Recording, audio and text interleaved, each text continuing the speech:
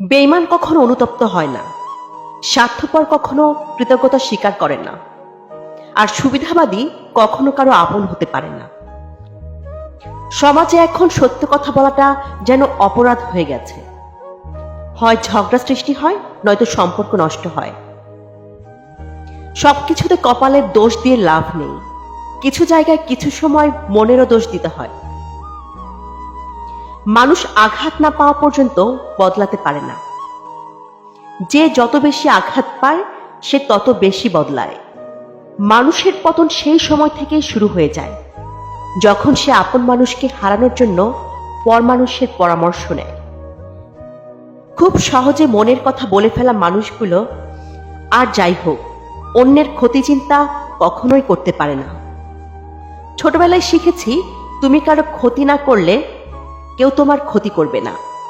আর বাস্তবে শিখলাম, তুমি যার ভালো চাইবে সেই সবার আগে তোমার ক্ষতি করবে। বদলে যায়নি, অধিকার হারিয়ে গেছে, তাই বিরক্ত করা ছেড়ে দিয়েছি। জীবন খুবই সুন্দর, তাই না?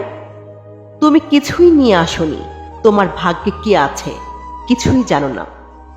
তারপর তুমি সবকিছুর জন্য লড়াই করো, তারপর কিছু না নিয়েই দুনিয়া ছেড়ে চলে যাও। টাকা আর সম্মান এক নয়। টাকা তো ভিক্ষা করেও পাওয়া যায়, কিন্তু সম্মান, সেটা তো কর্ম, ব্যবহার আর চরিত্রের মাধ্যমে অর্জন করতে হয়। আমার কাছে সেরা মানুষ তারাই, যারা অহংকার করার মতো অনেক কিছু থাকা সত্ত্বেও তাদের মাঝে অহংকারের ছিটে ফোঁটাও নেই। আপনার স্থানে যখন অন্য কেউ চলে আসবে, তখনই আপনাকে সেই স্থান থেকে বিয়োগ করা হবে, হয়তো কৌশলে, নয়তো অজুহাতে।